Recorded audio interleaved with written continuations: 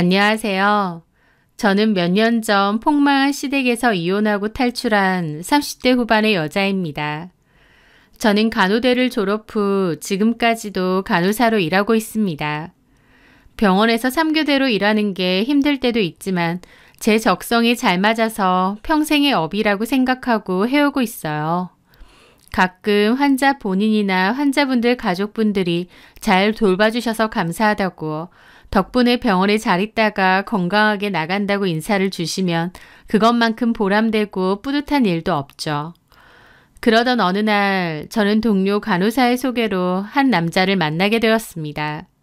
중소기업에 다니는 남잔데 성격이 너무 착하고 무던하대요. 주변에서도 성격 좋다는 얘기를 참 많이 듣는 남자라고 했습니다. 소위 나쁜 남자를 매력적이라고 생각하고 선호하는 분들도 많겠지만 저 같은 경우는 이상형이 착하고 나만을 위해주는 남자거든요. 그 남자가 성격이 너무 좋다고 칭찬을 하길래 궁금한 마음으로 가볍게 연락처를 받게 되었습니다. 서로 연락을 일주일가량 주고받다가 한번 만나기로 했어요. 그 남자는 제가 일하는 병원 쪽으로 오기로 했습니다. 저는 그날 근무를 마치고 1층으로 내려갔는데 병원 로비에서 한 남자가 꽃다발을 들고 앉아 있는 거예요. 병원이다 보니 병문안 때문에 꽃다발 들고 오는 사람이 종종 있는 편이었는데도 저는 단박에 그 사람이 내 소개팅 남이구나 알게 되었습니다. 그 사람에게 다가가서 인사했고 그 남자도 허둥지둥거리며 일어나더라고요. 좀 일찍 내려오셨네요. 네. 남자는 쑥스러워하며 등 뒤로 꽃다발을 숨기고 있었습니다. 제가 다 봤는데 말이죠. 저는 그 모습이 웃겨서 웃으면서 그랬죠. 그거 저 주려고 갖고 오신 거 아닌가요? 네? 네, 맞습니다. 하면서 저에게 꽃다발을 건네주었어요. 첫 만남에 꽃다발을 들고 오는 남자라니 여자 입장에서 너무 성의 있어 보이고 감동이잖아요. 저는 너무 고맙다고 예쁘다고 그랬습니다. 그 남자는 제 말에 얼굴이 좀 붉어졌는데 쑥스러움이 참 많은가 보다 싶어서 그것도 나쁘지 않게 보이더군요. 그렇게 저희는 차를 한잔하러 갔습니다. 좀 서툴러 보이지만 소개해준 동료 말처럼 착하고 수더분한 사람 같았어요. 차 한 잔 마시고 식사도 하러 갔는데 자기는 아무거나 다 잘 먹으니 제가 먹고 싶어 하는 걸 고르래요. 저는 그럼 해물칼국수 어떻느냐 그랬죠. 저희 병원 가까이에 해물칼국수 맛집이 있었거든요. 그 남자도 좋다고 했고 가서 맛있게 식사도 했습니다. 그날 분위기도 좋고 재밌었는데 나중에서야 그 남자가 하는 말이 자기가 해물을 잘 못 먹는데요. 비리고 속에서 받친다고요. 근데 그날은 전혀 그래 보이지 않았거든요. 제가 좋아한다고 맛있다고 하니 티 못 내고 잘 먹었다고 했습니다. 저를 위해 그랬다는 게 고마우면서도 다음번엔 무조건 나한테 맞춰주지 말고 싫은 게 있으면 싫다고 말해달라 그랬죠. 그 남자는 연애하는 동안 정말 착하고 저를 많이 맞춰주었습니다. 당연히 싸울 일도 별로 없었죠. 그렇게 2년 정도 연애를 했고 결혼하자고 프로포즈를 하더라고요.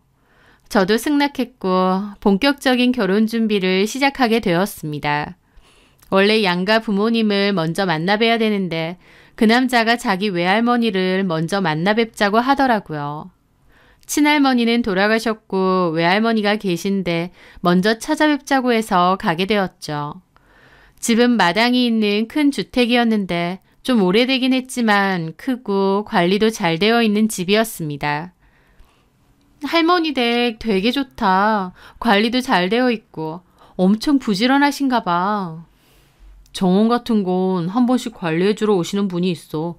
우리 할머니 돈 많아. 땅도 꽤 있고. 정말? 땅 부자셔. 어때? 나랑 결혼하는 거 완전 봉 잡은 것 같지?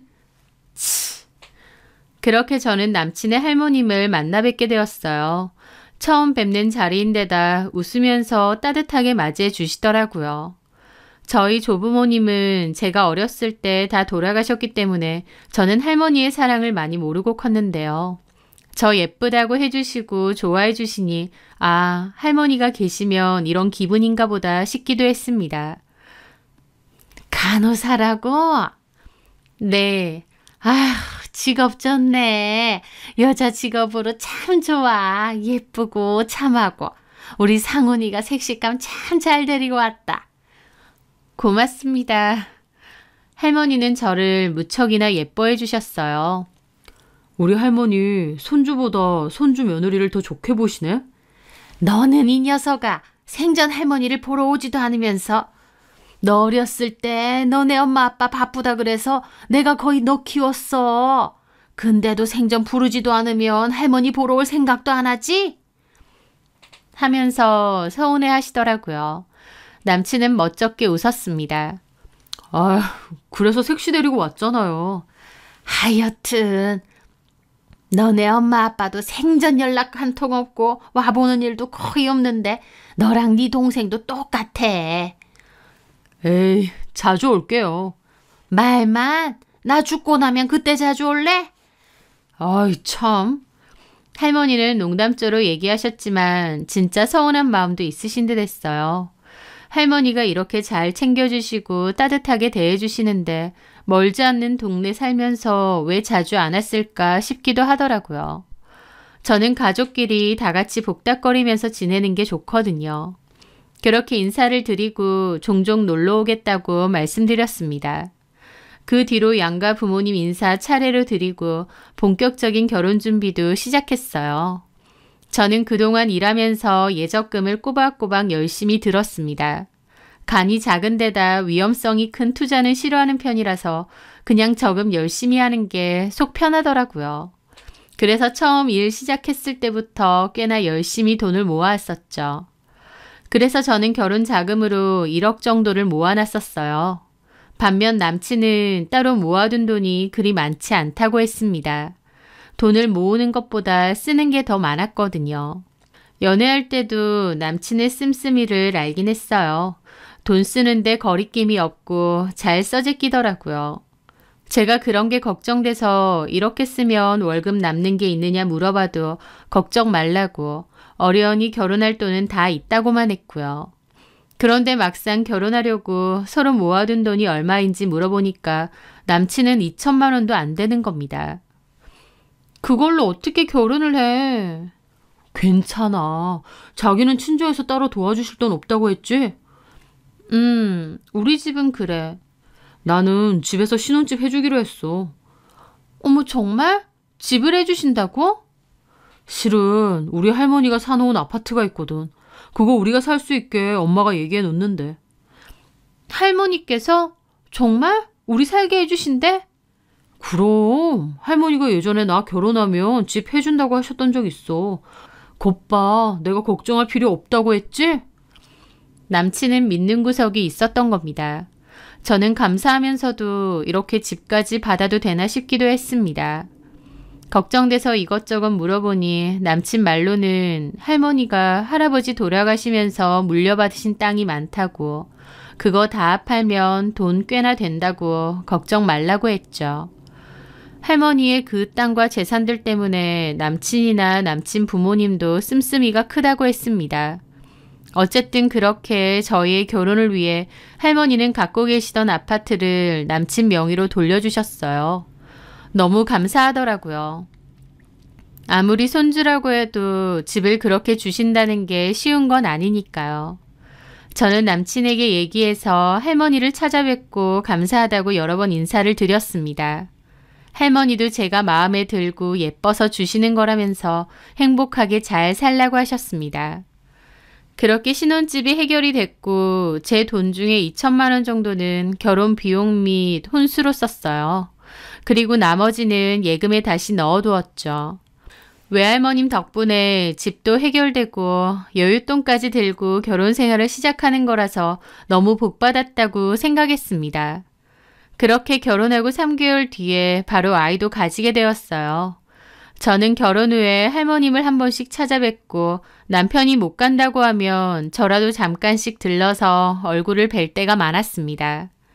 자식, 손주도 자주 안 찾아뵙는데 손부인 제가 한 번씩 들러서 안부 엽죽고 간식도 사다 드리고 하니 몹시 기특해 하시더라고요. 게다가 제가 아이까지 가졌다고 하니 더 예뻐해 주시면서 용돈도 따로 주시더라고요. 저는 그런 돈도 다 모아서 통장에 넣었습니다. 그런데 아이 출산을 한 달 정도 앞뒀을 때였어요. 시모가 저한테 전화가 왔더라고요. 너 결혼할 때 한 1억 정도 모은 거 그거 지금 예금 통장에 있다고 했지? 아, 네. 다는 아니고 그때 결혼한다고 2천만 원 정도 쓰고 8천만 원은 넣어뒀어요. 아휴, 잘됐다. 예, 그거 나 좀 빌려줘라. 많이는 아니고 한 3천만 원 정도. 네?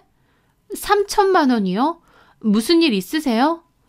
일은 무슨. 내가 필요한 데가 있어서 그래. 나 그거 절대 안 떼어먹으니까 좀 빌려줘. 한 석 달 정도 뒤에 이자까지 쳐서 돌려줄게. 다짜고짜 돈을 빌려달라고 하시니 좀 황당하긴 했습니다. 저는 아무리 가까운 사이라도 돈 거래는 안 하는 게 맞다고 생각하는 사람이거든요. 그런데 명확한 사유도 없이 3천만 원이나 되는 큰 돈을 빌려달라고 하시니 당황스러울 수밖에 없었죠. 어머니, 무슨 일 때문인지 말이라도 해주시면. 안 떼먹어. 그러니까 좀 빌려줘봐. 니네도 이자도 몇 푼 안 되는 예금 통장에 넣어두는 것보다 나한테 빌려주는 게 훨씬 나을 거다. 어머님 말씀에 저는 일단 남편하고 얘기하겠다고 했습니다. 당장 빌려드린다고 안 하니 제 말에 시모가 약간 빈정이 상하신 느낌이었지만 제 입장에서도 3천만 원이나 되는 돈을 그런 식으로 어떻게 빌려드리나요? 그런데 남편에게 얘기하니 대수롭지 않게 빌려드려. 그러는 겁니다. 아니, 어디다가 필요하신 건지도 모르는데 빌려드리자고? 엄마가 필요한데 쓰시겠지. 우리 엄마가 전부터 여기저기 투자하고 잘 그러시거든. 그걸로 돈 번 적도 여러 번 있고. 엄마가 정보에 빠삭해서 그래. 그럼 그전에도 이렇게 빌려달라고 하신 적이 있단 말이야? 있지. 그건 다 갚으셨고? 그럼 당연하지. 우리 엄마 돈 깔끔한 사람이야. 빌려드려. 나중에 이자 두둑히 쳐서 돌려주실걸? 저는 솔직히 내키지 않았습니다. 이자 안 받아도 되니 저런 불분명한 돈은 안 빌려드리고 싶었어요. 차라리 필요한 데가 어딘지 정확하게 말해주시면 모르겠는데 그냥 투자할 거니까 막무가내로 빌려달라고 하시니 더더욱 그랬죠. 하지만 일단은 시어머니였고 남편도 빌려주자고 하는데 핑계대고 모른 척할 순 없었습니다. 그래서 결국 빌려드렸죠. 그렇게 석 달 정도 지났고 저는 한창 태어난 아이 키운다고 정신이 없었습니다. 그맘때 시모가 저에게 전화가 와서는 원금하고 이자하고 돌려줬다고 하시더라고요. 아, 보내셨어요? 그래, 이자까지 넉넉하게 해서 보냈다. 이자는 안 주셔도 되는데 감사합니다. 안 주셔도 되긴. 너 내가 돈 빌려달라고 했을 때 돈 떼어먹는 사람 취급할 땐 언제고? 제가 언제요, 어머니? 네 말투에서 내가 다 느꼈어. 봐라, 나는 빌린 돈 이렇게 깨끗하게 잘 갚잖니. 네. 시모가 큰 소리치며 돈을 갚으셨고 저도 돈이 들어왔으니 상관없다고 생각했습니다. 그런데 2달도 안 돼서 이번엔 5천만 원을 빌려달라고 하시는 거예요.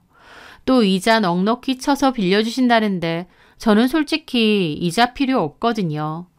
시모가 자꾸 돈을 빌려달라고 하시는 것 자체가 너무 불편하고 부담스러웠죠. 게다가 시모도 돈을 빌려달라고는 하시지만 시모의 행동은 돈을 빌리는 것이 아니라 거의 자기 돈 내놓으라는 식으로 막무가내셨습니다. 저는 남편에게 얘기했죠. 어머님, 왜 자꾸 돈을 빌려달라고 하시는 거야? 뭐 하시길래? 엄마가 블록체인? 뭐 그거 사업에 요즘 관심이 많아서 그거 투자한다고 그런다던데. 나도 잘은 몰라. 잘은 모르는데 어떻게 빌려드려. 에이, 엄마가 어쨌든 알아서 갚아주잖아. 이자까지 쳐서. 이자 안 받아도 돼. 나는 불안한 게 더 싫어. 그런데 제 말에 남편도 약간 빈정상한 얼굴이더라고요. 자기야, 솔직히 이 집 우리 할머니가 나 해주셨잖아. 근데 그래서 자기도 결혼하는데 큰돈 들인 거 없고 그건 인정하지? 그 얘기를 지금 왜 해? 내가 집까지 해온 셈인데 돈을 그냥 주자는 것도 아니고 엄마 빌려드리자는 거잖아. 없는 돈 셈치고 그 정도는 빌려드릴 수 있지 않아? 있는 돈을 무슨 없는 돈 셈치자는 거야. 말이 그렇다고. 만약 우리 할머니가 집 안 줘서 이 집 우리 힘으로 구했어 봐.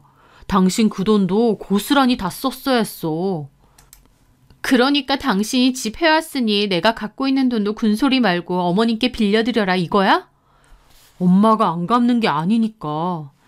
불확실한 데에 투자하시는 거고 여태까지 갚았다고 해서 앞으로 또 갚으실 거란 보장이 어딨어. 이것 봐. 3천만 원 빌리고 2달도 안 돼서 또 빌려달라고 하시잖아. 제 말에 남편도 눈에 띄게 서운해했습니다. 자기도 좀 그렇다. 다른 사람도 아니고 우리 엄마인데 가족끼리 그 정도도 못 해줘? 당신한테 시어머니잖아. 차라리 무슨 빚을 갚으시거나 병원비 같은 거 쓰신다고 하면 나 얼마든지 흔쾌히 빌려드려. 근데 뭔가 확실하지도 않은데 투자하겠다고 빌려달라고 하시는 건 좀 다른 얘기잖아. 위험하기도 하고.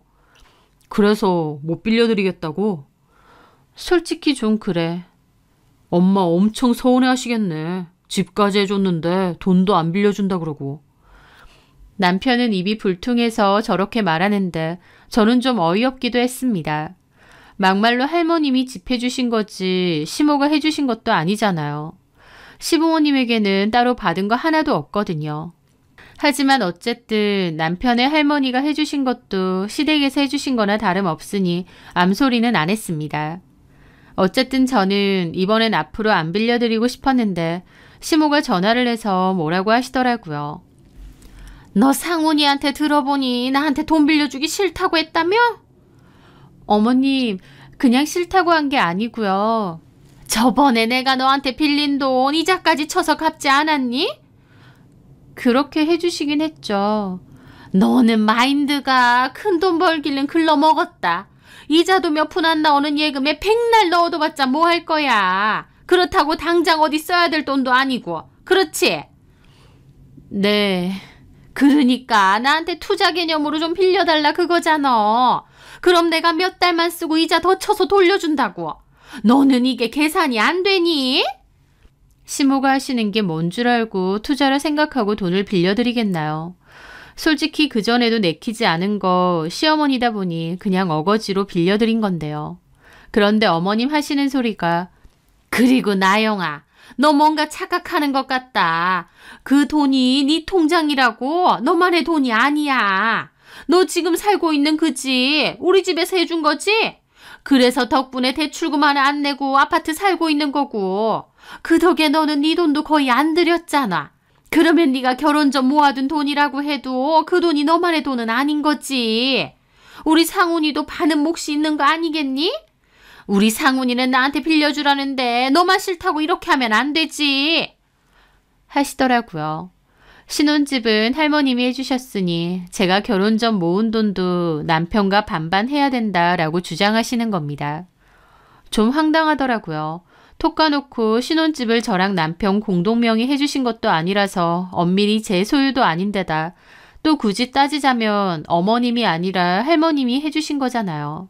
그런데도 제 돈은 너만의 돈이 아니라며 부부 공동의 돈이라며 뭐라고 하시더라고요. 하도 닥달을 하시길래 결국 저는 알겠다고 말씀드렸고 이체 한도 때문에 주말 끝나고 은행 갔다 와서 보내드린다고 했습니다. 남편에게 그날 이 얘기를 하니 남편은 역시나 빌려드리고 이자 받자는 소리만 하더군요. 그러다가 만약에 못 받게 되면 그땐 어쩔 건데. 그럼 어쩔 수 없지 뭐. 하면서 아무렇지 않게 말하는 겁니다. 뭐? 그게 말이 돼? 나 이 돈 10년 동안 일해서 힘들게 한 푼 두 푼 모은 적금이야. 이걸 어머님이 안 갚으실 수도 있는데 그게 어쩔 수 없다는 말로 퉁쳐져?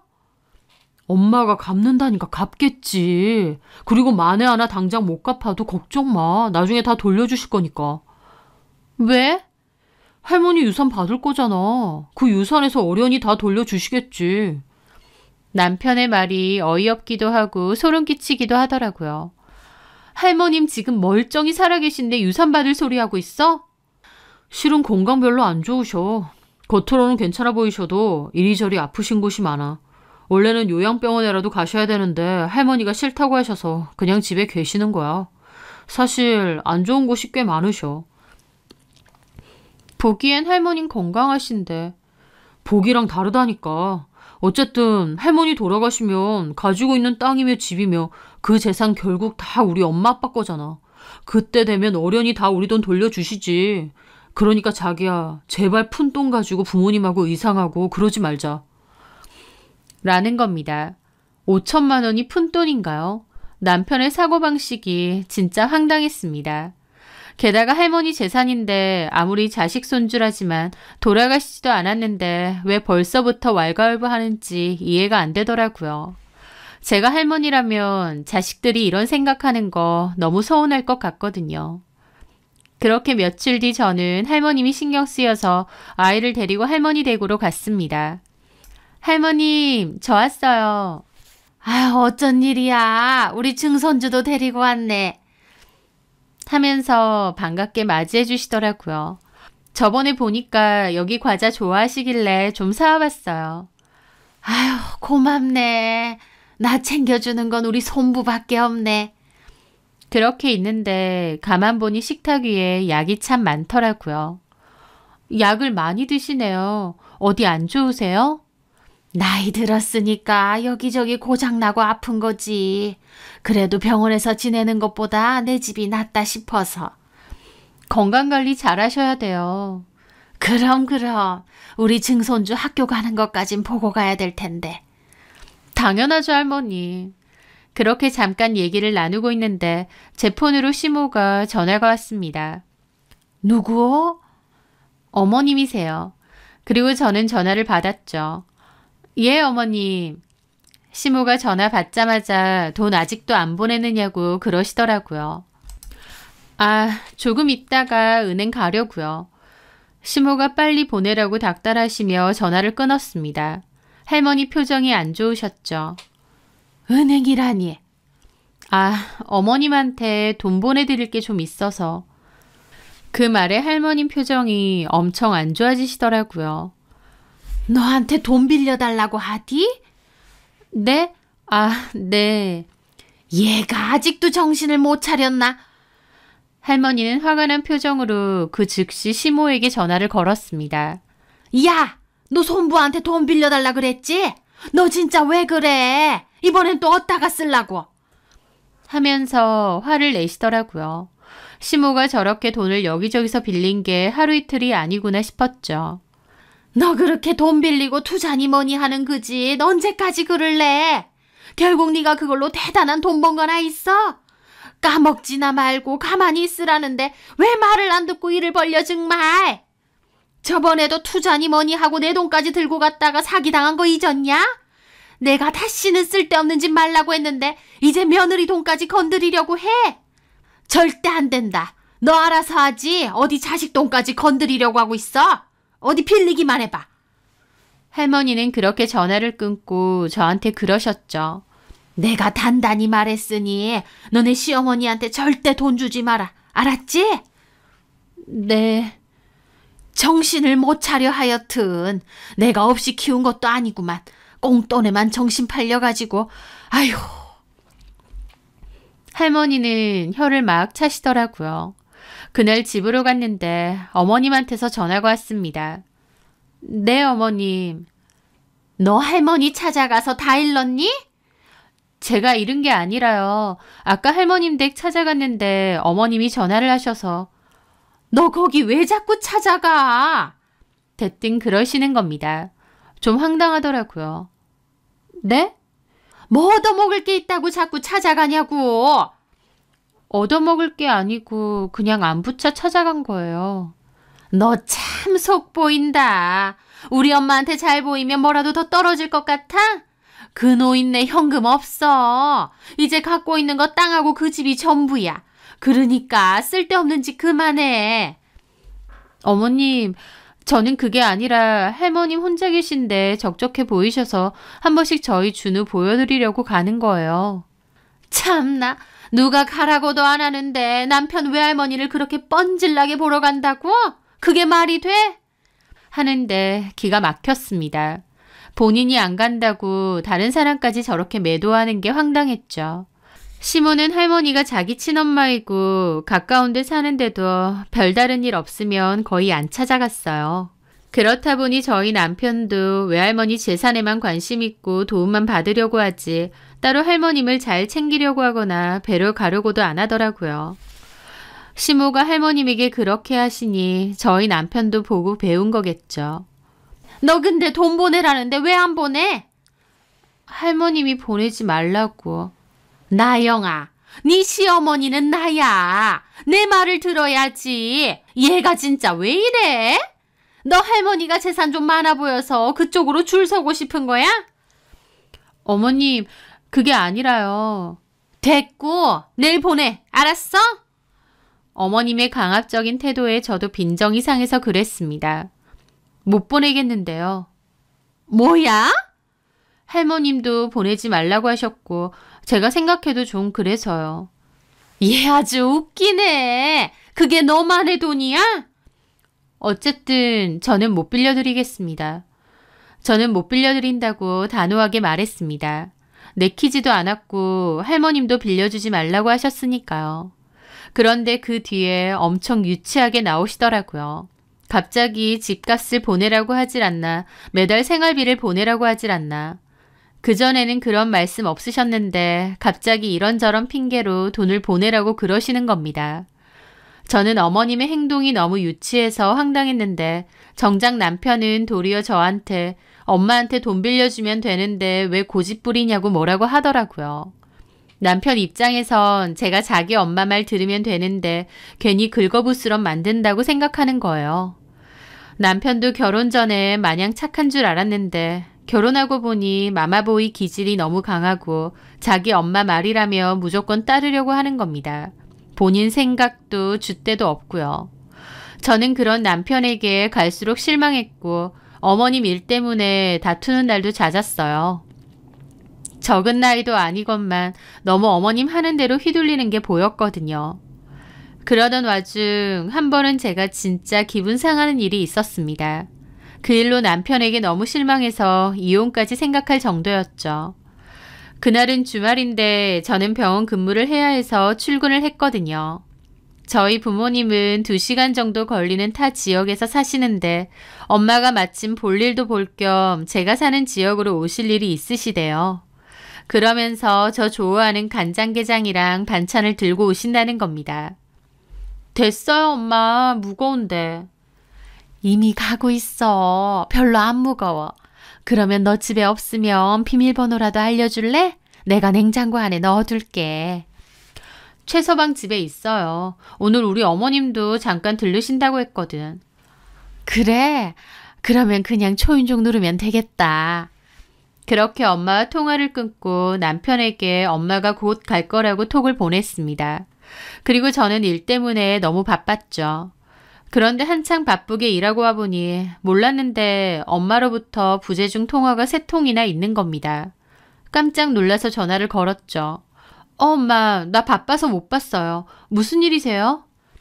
아니, 너네 집에 사람이 없나 봐. 네? 초인종을 아무리 눌러도 조용하더라고. 네가 전화 안 받아서 최서방한테 했는데 최서방도 전화 안 받아. 정말요? 어디 갔나? 엄마 오신다고 톡 보냈는데. 그래서 그냥 돌아왔다. 엄마 너무 죄송해요.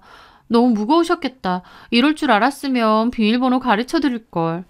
어쩔 수 없지 뭐. 나 이제 버스 타야 된다. 그럼 끊자. 엄마가 져주려고 반찬까지 갖고 오셨는데 결국 도로 들고 가셔야 했어요. 반찬통 들고 다니셨으면 무거울 텐데 헛걸음 시킨 것 같아 너무 죄송하더라고요. 남편이 집에 있는다고 했는데 어딜 갔나 생각하며 전화를 걸었습니다. 남편은 바로 받더라고요. 자기야. 전화 받네? 우리 엄마 전화 온 거 몰랐어? 몰랐어. 집 아니야? 어디야? 집 맞는데. 우리 엄마가 초인종 눌렀는데 몰랐어? 어? 아, 잘못 들었네. 못 들었다고? 남편은 어물쩡 대답을 하더라고요. 뭔가 이상했죠. 그런데 가만 들어보니 옆에 어머님도 있으신 것 같았어요. 옆에 어머님 계셔? 그럼 어머님이랑 집에 있었다는 거지. 근데 왜 초인종 소리도 못 듣고 전화 벨 소리도 못 들었어? 아, TV 소리가 너무 컸나 보다. 그게 말이 돼? 저는 뭔가 기분이 이상하더라고요. 잠깐만, 혹시 일부러 그런 거야? 어? 아니야, 그건 아닌데. 그 순간 시모가 전화를 받더라고요. 그래, 일부러 그랬다. 왜? 네? 어머님, 저희 엄마가 집까지 찾아오셨는데 일부러 문도 안 열어주시고 모른 척 했다고요? 아무리 사인의 집이라고 해도 이렇게 연락도 없이 찾아오는 건 아니지. 제가 남편한테 카톡했어요. 그건 못 받고. 아니, 어찌됐든 집 앞까지 오셨는데 모른 척 하셨다고요? 저는 어머님과 남편의 행동이 너무 비정상적이라 어처구니가 없었습니다. 그래, 이런 식으로 불쑥 찾아오시는 거 아닌 것 같아서 문 안 열어드렸다. 어머니, 왜 이러세요? 뭘 왜 이래? 어쨌든 이 집 우리 아들 집 아니야. 우리 아들 집이라서 내 맘대로 했다. 너는 네 돈이라고 시어머니한테 빌려줄 생각도 안 하고 꽁꽁 들고 있잖니? 너도 네 돈 가지고 치사하게 나오는데 나도 내 아들 집 가지고 이러면 안 되니? 어머니, 무슨 말도 안 되는 억지를 부리세요. 저희 엄마 져주려고 반찬 들고 힘들게 오셨는데 문도 안 열어주셔서 그냥 헛걸음하셨어요. 진짜 너무하신 거 아니에요? 애초에 너부터 너무한 거지. 네 돈 내 아들 돈 나누면서 네 마음대로 굴었잖아. 상훈이는 나 빌려주랬는데 너는 네 돈이라고 못 빌려준다며. 네가 돈 가지고 생색내는데 그럼 이 집은 우리 상훈이 집이니까 우리가 알아서 하는 거지. 진짜 말도 못하게 유치하고 기가 막혔습니다. 무슨 떼부리고 심술부리는 어린애도 아니고 이게 말이나 되나요? 저는 남편 바꿔달라고 했는데 시모가 싫다며 전화도 끊어버리셨어요. 그날 일도 손에 안 잡히더라고요.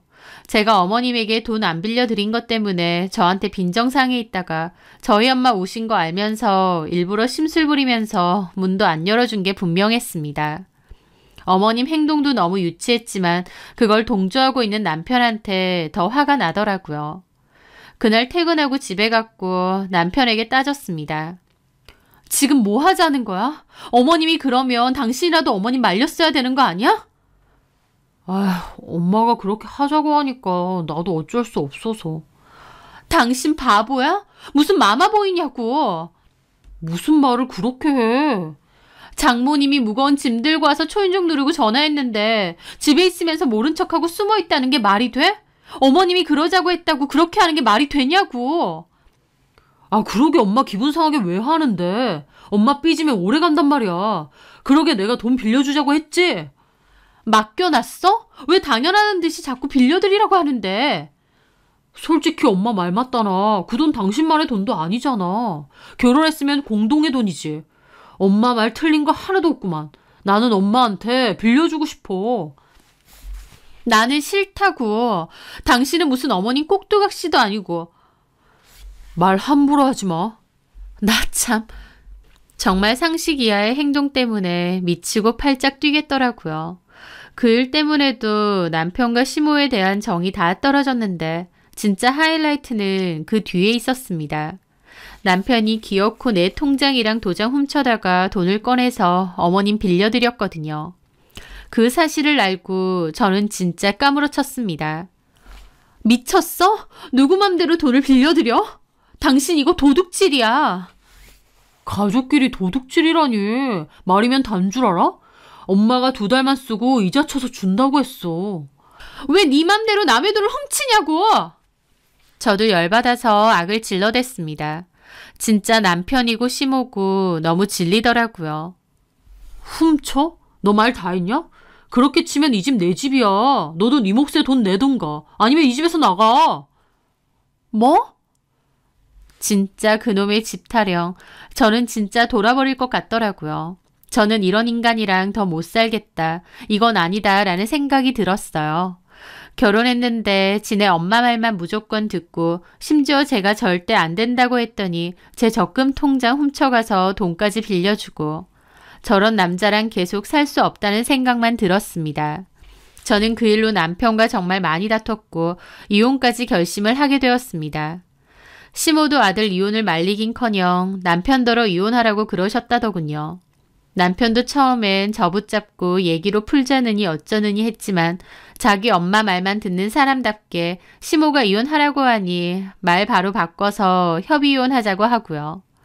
저 이혼할 땐 하더라도 빌려간 돈 똑바로 갚으라고 했습니다. 내 자의로 빌려준 것도 아니고 남편이 훔치다시피 해서 빌린 거니까 당장 안 내놓으면 법적인 절차 밟을 거라고 했죠. 결국 시모가 다른 사람에게 다시 돈 빌려서 제 돈 돌려주셨습니다. 먹고 떨어지라고 하면서요. 그리고 저는 이혼 준비에 바로 돌입했습니다. 이혼 자체는 서로 협의가 됐지만 남편에게 유책 사유가 있다고 생각해서 위자료와 양육권, 친권에 대해서 주장할 생각이었어요. 그렇기에 이혼 과정도 순탄치 않았습니다. 그런데 이때만 해도 남편의 외할머님은 저의 이혼 소송을 알지 못하는 상황이었어요. 그 집 식구들은 다 상관없지만 그래도 외할머님은 왠지 마음에 걸리더라고요. 그래서 저는 소송 중에 외할머님을 한번 찾아갔습니다. 어쨌든 외할머님도 시댁 식구고 이혼 소송 중에 외할머님을 굳이 찾아간다는 게 이해하기 힘든 일이기도 하겠지만 그럼에도 저는 외할머님에게 직접 얘기하고 싶더라고요. 저는 외할머님을 찾아가서 이혼 얘기와 그간 있었던 얘기를 다 드렸습니다. 외할머님도 시모에게 화가 많이 나셨죠. 기어코 그놈의 돈 빌리는 버릇 때문에 손주네 이혼까지 시키려 한다고요. 그리고 저한테 미안하다고 하셨습니다. 이혼하지 말아달라던가 자기 손주랑 다시 잘해보라던가 라는 얘기는 하지 않으셨어요. 그저 미안하다고 자식 잘못 키웠다고 그러시기만 했죠. 할머님이 제 손을 잡고 미안하다고 하셔서 저도 죄송하다고 손부로 계속 있고 싶었는데 이렇게 이혼하게 되어서 죄송하다고 그랬습니다. 마음이 참 안 좋더라고요. 그렇게 남편과 이혼 절차를 한창 밟고 있을 때였습니다. 할머님이 저를 호출하셨어요. 집에 좀 오라고 하셨죠. 저는 저희 아이가 보고 싶어서 그러신 줄 알고 아이를 데리고 할머님 댁에 갔는데요. 저 말고 다른 식구들도 와 있었습니다. 어머님, 아버님, 남편, 다른 지역에 사는 이모님과 삼촌까지도요. 제가 오니까 시모가 네가 여기 왜 오느냐고 따지시더라고요. 할머님은 내가 불렀으니 가만 있으라고 호통치셨고요. 그렇게 할머님 앞에 앉아있는데 할머님이 그러셨습니다. 너네 할아버지가 나한테 넘겨준 이 집하고 땅들 내가 언젠가 죽게 되면 자식들이 너네한테 넘어가겠지. 그런데 내가 생각할수록 너네 하는 행동들이 참 괘씸하다. 재산에만 관심이 있고 누구 하나 내 안부 묻고 찾아와서 살뜰히 챙기는 이가 없어. 내가 자식이 없는 것도 아니고 니들도 참 너무한다. 이제 와서 보니 내가 자식들을 잘못 키워도 대단히 잘못 키운 모양이야. 할머님의 회한 섞인 말씀에도 시모가 시큰둥하셨어요. 그나마 우리 손부가 나 찾아와서 중손주도 보여주고 말벗도 대어주고 내 자식들이 못하는 효도 네가 해준 것 같아서 고맙다. 하면서 저한테 고맙다고 하셨어요. 저는 그런 할머님이 안쓰러웠고 저도 특별하게 잘한 건 없기 때문에 송구스러운 기분만 들었죠. 내가 너네를 부른 건 내 재산에 관한 이야기를 하고 싶어서인데 일단 그 전에 손부야. 예, 할머님. 할머님은 저에게 땅 문서를 하나 주셨어요. 그 모습에 다른 식구들도 몹시 놀라더라고요. 이거 그렇게 큰 땅은 아니지만 이건 네가 가져라. 저는 깜짝 놀라 손사래를 쳤죠. 할머니, 저는 괜찮습니다. 너한테 주는 거 아니고 내 증손주한테 주는 거다. 그러니까 이혼이랑은 별개로 이건 네가 잘 챙겨놔. 할머님의 결정에 어머님도 남편도 난리가 났죠. 엄마, 이건 아니죠. 이혼할 거고 이제 남남인데 그 땅을 왜 줘요? 내 맘이다. 내 거고 내가 알아서 할 거야. 엄마! 시끄러. 한마디만 더 해봐. 네 욕심 때문에 아들 이혼시킨 주제에 무슨 말이 많아? 할머님이 불효령을 하시자 어머님도 입만 비죽거리고 별말 못하시더라고요. 내일 봐주는 변호사 명함도 같이 줄게. 확실하게 처리해 줄 거니까 연락하고. 그리고 저 땅에 누구라도 손만 대봐. 손부야, 그건 네가 잘 들고 있어라. 알았지? 그 마음이 감사하기도 하면서 죄송하기도 하고 만감이 교차했습니다. 그리고 너네한테도 할 말이 있다. 니네가 아무리 자식이라고 해도 이건 아닌 것 같다. 내가 돈으로 효도를 사고 싶지는 않았지만 너네 하는 거 보니 이렇게 나한테 무심할 수가 없어. 그저 나 죽기만을 기다리고 있지? 그 내 재산 어떻게든 받아 챙기려고. 나 죽었다고 무조건 자식들한테 넘길 생각 없다. 그러니까 앞으로 나한테 잘하고 신경 써라. 그렇게 해야 재산이고 뭐고 넘겨줄 거니까. 할머님 말에 시댁 식구들 모두 놀랐죠. 앞으로 잘하지 않으면 국물도 없을 거란 소리였으니까요. 할머니 돌아가시면 어련히 유산 받을 거라 생각했던 시부모님과 남편까지도 아차 싶은 얼굴이었습니다. 하지만 듣고 있는 제 입장에선 할머님의 결정이 참 현명하다 싶었어요. 이렇게라도 안 하면 시부모님이고 남편이고 할머님한테 아예 신경도 안 쓰고 무심할 테니까요. 그렇게 할머님 집을 나서는데 시모가 제 팔을 붙잡더라고요. 너 어떻게 우리 엄마를 구워 삶은 거야? 뻔질나게 드나드나고 할 때 내가 알아봤다. 결국 그 땅까지 얻었네? 아주 무서운 년이네. 저는 팔을 뿌리쳤습니다. 저 할머님 구워 삶은 적 없습니다. 혼자 계신 할머님 신경 쓰여서 찾아뵌 것뿐이에요. 모든 걸 다 어머님 시선으로 보지 마세요. 뭐야? 너 말 다 했어? 그래서 결국 우리 할머니한테 땅까지 얻었네? 그 말에 저 코웃음 쳤죠. 고맙게도 나까지 챙겨주셨네. 자식이고 손주고 얼마나 남보다 못했으면 피 한 방울 안 섞인 나한테 이걸 주셨을까? 뭐? 아까 할머님 말씀 들었지? 앞으로라도 할머님 좀 신경 쓰고 살아. 뭐라도 받아내고 싶으면. 저는 큰 소리치고 그 자리를 떠났습니다.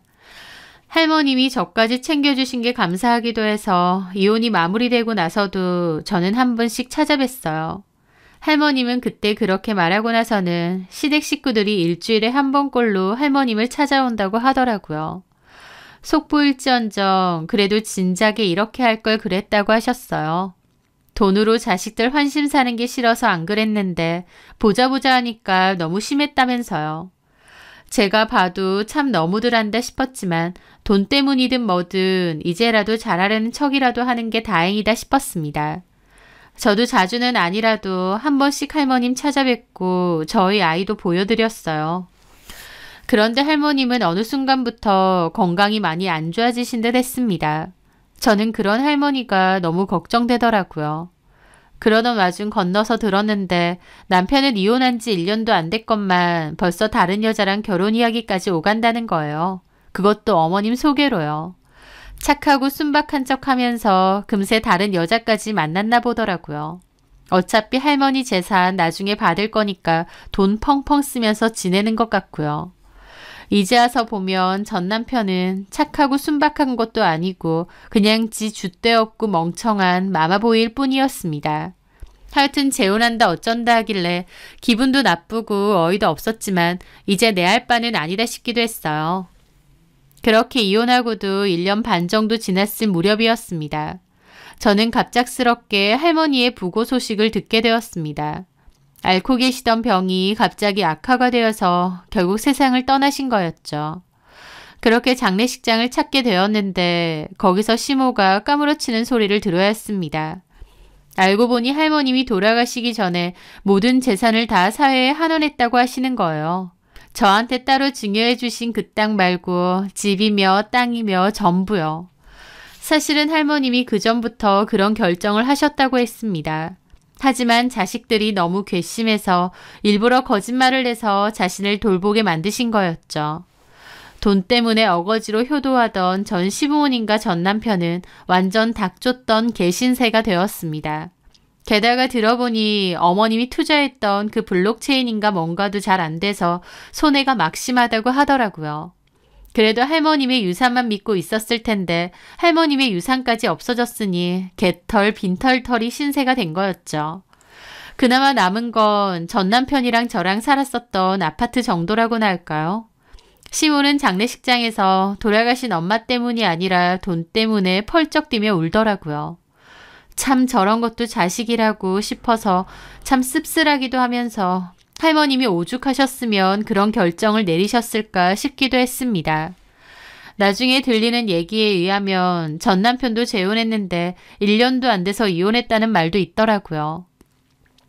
유산도 물 건너가고 시모랑도 많이 부딪히다가 결국 이혼했다면서요. 제발 레몬 여자 마음고생 시키지 말고 앞으로라도 자기 아들은 그냥 끼고 살았으면 합니다. 자기 엄마 말만 듣고 전혀 독립할 준비가 안 되어 있는 아들인데 앞으로도 방생 좀 안 했으면 싶네요. 저는 이혼 후 혼자 아이를 키우며 잘 지내고 있습니다. 주변에선 저보고 아직 젊으니 연애라도 하라고 살라는 말을 하는 분도 있는데요. 저는 그냥 저희 아이 키우고 제일 열심히 하면서 사는 게 더 좋은 것 같아요. 이혼할 때 양육권, 친권 문제로 많이 다퉈서 스트레스를 많이 받았었는데 잘 마무리하고 이렇게 저희 아이 제가 잘 키울 수 있다는 것도 감사하거든요. 할머님이 저와 아이 생각해서 주신 땅도 감사하게 잘 들고 있으려 합니다. 제 사연 들어주셔서 감사합니다.